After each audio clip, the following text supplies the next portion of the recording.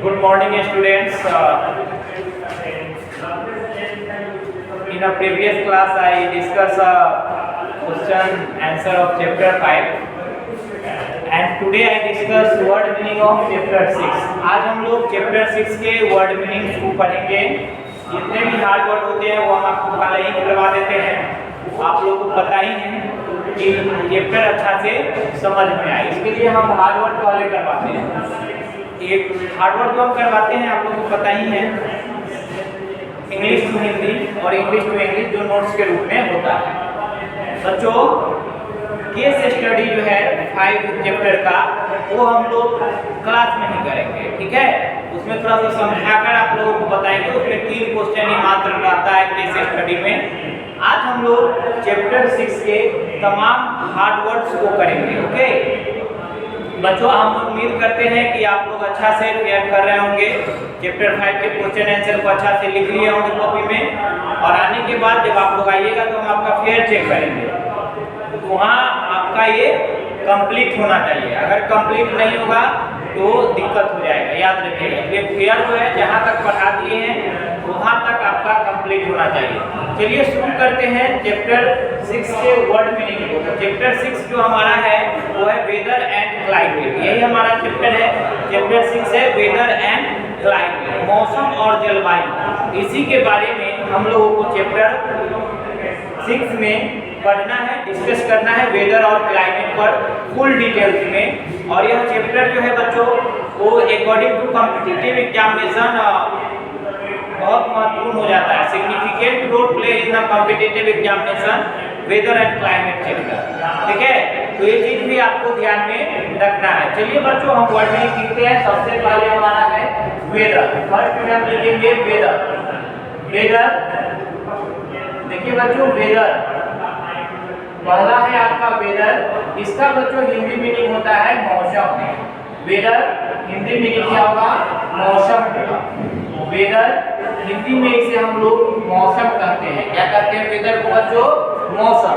और weather change into hour and hour, weather change into hour to hour, ये घंटों में बदल जाता है, hour minute second. But climate not change very easily. Climate change after 50 year 100 year, 50 साल 100 वर्षों के बाद बदलता है। लेकिन मौसम जो है घंटों में बदल जाता है। देखिए कभी धूप है कभी बारिश होने लगे, यह मौसम है, ठीक है। लेकिन क्लाइमेट चेंज होता है, किसी एरिया में बहुत ज्यादा ठंड पड़ रहा है, वहाँ पर 50 साल के बाद गर्मी पड़ने लगी। इस तरह का जो चेंजेज है एक क्लाइमेट चेंज होता है। तो वेदर का जो हिंदी मीनिंग होता है बच्चों वो होता है मौसम।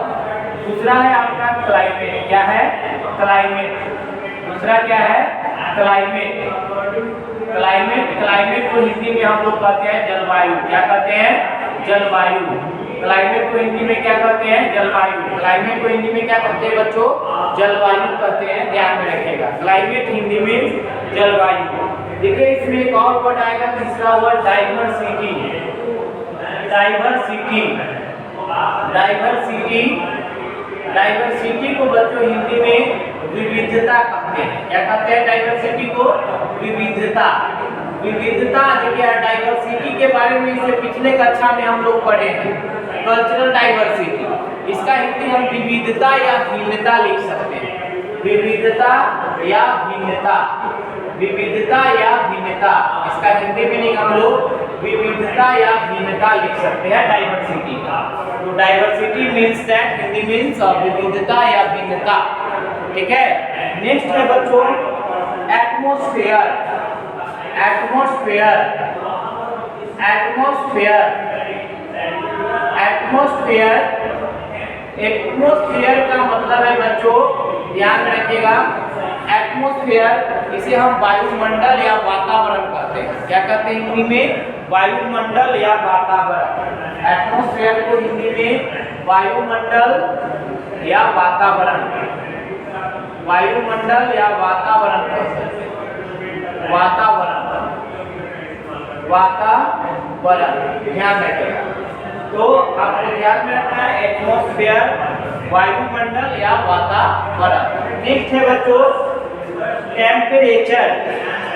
टेम्परेचर टेम्परेचर टेम्परेचर का हिंदी मीन्स होता है बच्चों तापमान। टेम्परेचर का हिंदी मीन क्या होता है? तापमान। टेम्परेचर हिंदी मीन्स तापमान। टेम्परेचर का हिंदी मीनिंग होता है बच्चों तापमान होता है। क्या होता है? तापमान। टेम्परेचर का हिंदी मीनिंग तापमान होता है। ध्यान रखिएगा, जो भी वर्ड्स लिखा रहे हैं इसको कॉपी में अच्छे तरीके से लिख लेना है। टेम्परेचर मीन्स तापमान। नेक्स्ट बच्चों अगर देखेंगे तो 6 नंबर वर्ड हम लिखेंगे। 6 number word precipitation. Precipitation. Precipitation. Precipitation. Precipitation. Precipitation meaning वर्षण या वृष्टि। वर्षण या वृष्टि। वर्षण या वर्षण या वर्षण या वृष्टि। प्रेसिपिटेशन मीनिंग वर्षण या वृष्टि। ध्यान रखिएगा बच्चों, प्रेसिपिटेशन मीनिंग वर्षण या वृष्टि। नेक्स्ट है आपका बच्चों ह्यूमिडिटी। 7 नंबर में ह्यूमिडिटी। ह्यूमिडिटी का बच्चों हिंदी मीनिंग होता है ह्यूमिडिटी नमी। नमी। ह्यूमिडिटी क्या होता है तो जान लीजिए वाटर प्रेजेंट इन एयर और नोन एज ह्यूमिडिटी। ठीक है, ह्यूमिडिटी को हिंदी में नमी कहते हैं। क्या कहते हैं बच्चों? नमी। तो ह्यूमिडिटी को नमी कहते हैं, ध्यान रखना है। और water vapour present in air, तो जल वाष्प हवा में उपलब्ध होता है वही हमारा ह्यूमिडिटी कहलाता है, नमी कहलाता है। नेक्स्ट है बच्चों प्रेशर। 8 नंबर है आपका प्रेशर। प्रेशर। प्रेशर मतलब बच्चों इसका होता है दबाव। क्या होता है? दबाव। प्रेशर दबाव। प्रेशर दबाव। प्रेशर का हिंदी मीनिंग दबाव होता है। क्या होता है बच्चों? दबाव होता है। ओके, नेक्स्ट है बच्चों आपका देखिए 9 नंबर लैटिट्यूड। लैटिट्यूड। लैटिट्यूड का हिंदी मीनिंग क्या होता है तो लैटिट्यूड का हिंदी मीनिंग होता है बच्चों अक्षांश। लैटिट्यूड हिंदी मीन्स अक्षांश। लैटिट्यूड का हिंदी मीन्स होता है बच्चों अक्षांश। तो लैटिट्यूड का हिंदी मीन्स अक्षांश रेखा भी कह सकते हैं, लैटिट्यूड लाइंस। तो अक्षांश रेखा, ठीक है, और लैटिट्यूड अक्षांश। ठीक है बच्चों। एल्टीट्यूड। एल्टीट्यूड ऊंचाई। एल्टीट्यूड। एल्टीट्यूड ऊंचाई। एल्टीट्यूड हिंदी मीन्स ऊंचाई। ऊंचाई। एल्टीट्यूड हिंदी मीन्स ऊंचाई। बच्चों जो भी वर्ड मीनिंग आपको लिखाया जा रहा है उसको बेहतर तरीके से फेयर कॉपी में लिखना है। इन सभी को वर्ड्स को याद कर लेना है अच्छे तरीके से कि आप जब क्लास में आएंगे तो जब आपका चैप्टर 6 पढ़ाया जाएगा तो ये वर्ड जब आपको पता रहेगा तो समझने में बहुत आसानी होगी। आप तो समझते ही हैं, हम समझेंगे कब जब चीजें हमें अच्छे से पता होगी, उन चीजों को अच्छे तरीके से बताने के रखेंगे तब। नेक्स्ट है हमारा इक्वेटर। देखिए बच्चों 11 नंबर वर्ड में हमारा है इक्वेटर। इक्वेटर को बच्चों हम लोग हिंदी में कहते हैं भूमध्य रेखा। इक्वेटर भूमध्य रेखा या विषुवत रेखा। इक्वेटर हिंदी मीन्स भूमध्य रेखा, भूमध्य रेखा या विषुवत रेखा। इक्वेटर हिंदी मीन्स भूमध्य रेखा या विषुवत रेखा। ध्यान में रखिएगा, इक्वेटर का हिंदी मीनिंग होता है भूमध्य रेखा या विषुवत रेखा।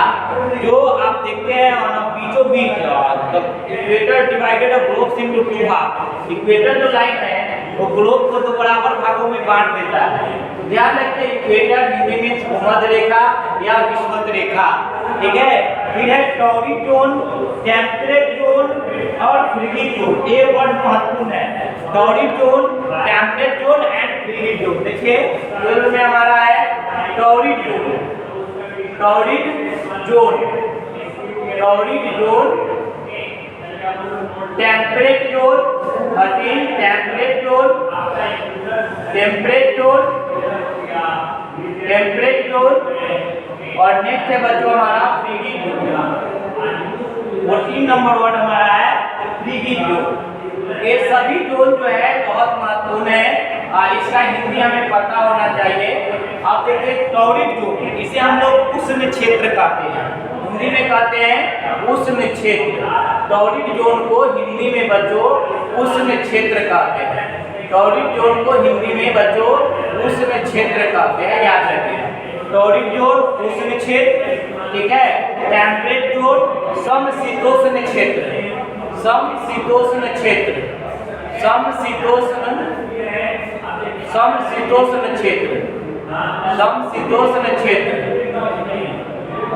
टेम्परेट जोन समशीतोष्ण क्षेत्र, और फ्रिगिड जोन जो है आपका बच्चों यह है शीत क्षेत्र। फ्रिगिड जोन शीत क्षेत्र, फ्रिगिड जोन शीत क्षेत्र, ठीक है। ध्यान रखिए, टॉरिड जोन उष्ण क्षेत्र, टॉरिड जोन हिंदी मीनिंग उष्ण क्षेत्र, टेम्परेट जोन हिंदी मीनिंग समशीतोष्ण क्षेत्र, फ्रिगिड जोन हिंदी मीनिंग शीत क्षेत्र। ये आपको ध्यान में रखिएगा, ठीक है। टॉरिड जोन उष्ण क्षेत्र, टेम्परेट जोन समशीतोष्ण क्षेत्र, और फ्रिगिड जोन शीत क्षेत्र। अंडरस्टैंड। नेक्स्ट है आपका बच्चों 15 में, 15 नंबर जो आपका वर्ड है वो है आपका हेमिस्फीयर। हेमिस्फीयर को हम लोग हिंदी में बच्चों गोलार्ध कहते हैं। हेमिस्फीयर मींस गोलार्ध, हिंदी मींस गोलार्ध होता है। क्या होता है? गोलार्ध, याद रखिएगा। देखिए अब एक बार हम आप लोग को रिपीट कर देते हैं।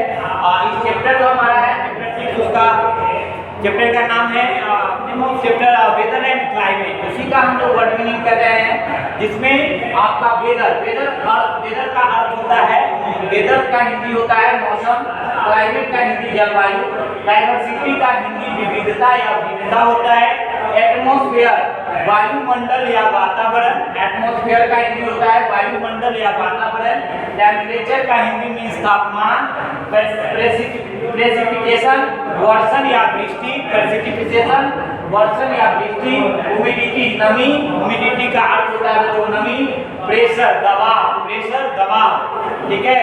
लैटिट्यूड अक्षांश, लैटिट्यूड अक्षांश, कहीं लॉन्गिट्यूड रहता तो देशांतर, ठीक है। लैटिट्यूड अक्षांश, एल्टीट्यूड ऊंचाई, इक्वेटर भूमध्य रेखा या विषुवत रेखा, टॉरिड जोन उष्ण क्षेत्र, टेम्परेट जोन समशीतोष्ण क्षेत्र, फ्रिगिड जोन शीत क्षेत्र, हेमिस्फीयर गोलार्ध।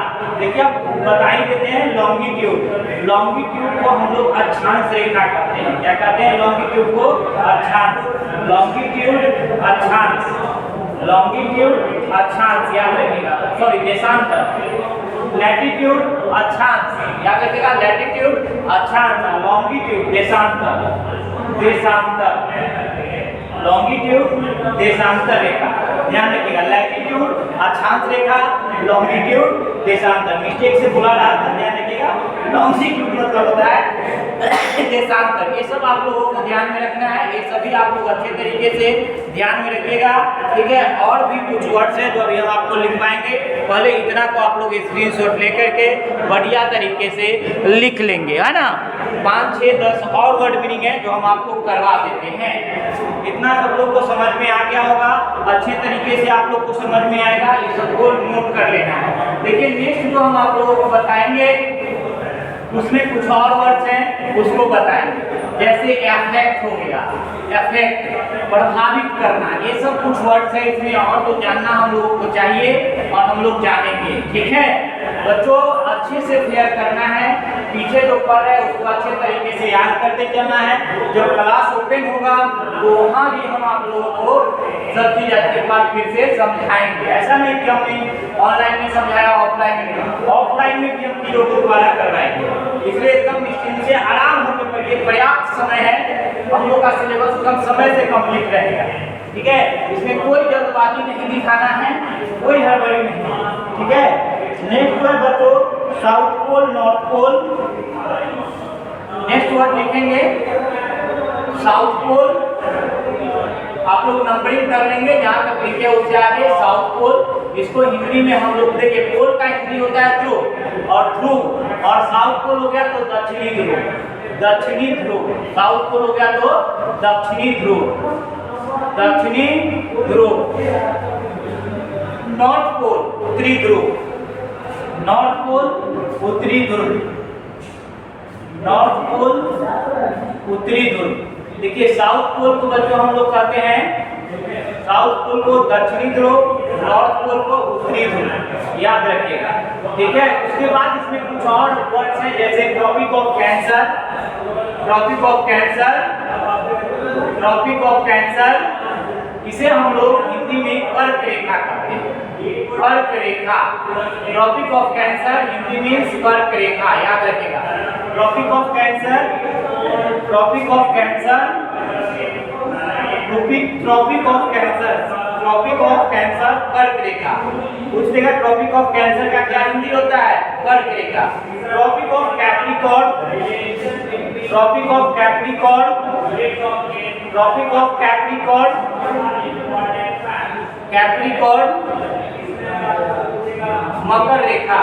ट्रॉपिक ऑफ कैप्रिकॉर्न मकर रेखा, मकर रेखा, याद रखिएगा। ये सब हम इसलिए करवा रहे हैं कि जब आप पढ़ेंगे तो आसानी से ये सब देखिए इंपॉर्टेंट चीजें जैसे लैटिट्यूड अक्षांश रेखा जो ग्लोब पर पूर्व से पश्चिम दिशा की ओर खींची जाती है। लॉन्गिट्यूड देशांतर रेखा connect North Pole to South Pole, line connect North Pole to South, उत्तरी ध्रुव को दक्षिणी ध्रुव से मिला देने वाली रेखा। ठीक है, अब जानते हैं ग्लोब के एंड में पोल्स होते हैं, पोल्स का मतलब होता है ध्रुव, साउथ पोल यानी कि दक्षिणी ध्रुव, नॉर्थ पोल यानी उत्तरी ध्रुव। ट्रॉपिक ऑफ कैंसर कर्क रेखा, ट्रॉपिक ऑफ कैप्रिकॉर्न मकर रेखा। ये सब बात आप लोगों को ध्यान में रखना है, ये सभी वर्ड्स को आप लोग ध्यान में रखेंगे, ये सभी वर्ड्स कर लेंगे, कॉपी में लिख लेंगे। ठीक है, देखिए आप इसमें कुछ और चीजें जैसे ocean crane, ocean crane, ocean crane, crane, इसका हिंदी होता है महासागरीय धाराएं, महासागरीय धारा, महासागरीय धारा। ओशियन क्रेन महासागरीय धारा, महासागरीय धारा या सागरीय धारा ओशियन क्रेन का। Distance from sea, distance from sea समुद्र से दूरी, distance from sea, distance from sea, distance from sea, sea समुद्र से दूरी, समुद्र से दूरी, समुद्र से दूरी, डिस्टेंस फ्रॉम सी समुद्र से दूरी। और वर्ड जो है आपको आगे हम क्लास में करवा देंगे, नहीं समझ में आएगा तो नहीं समझ में आएगा, बेहिचक पूछना है, जितना बार पूछना है पूछने ही आते हैं, जितना सवाल करना है कीजिएगा, सबका जवाब दिया जाएगा। धन्यवाद बच्चों। कितना मिनट हुआ?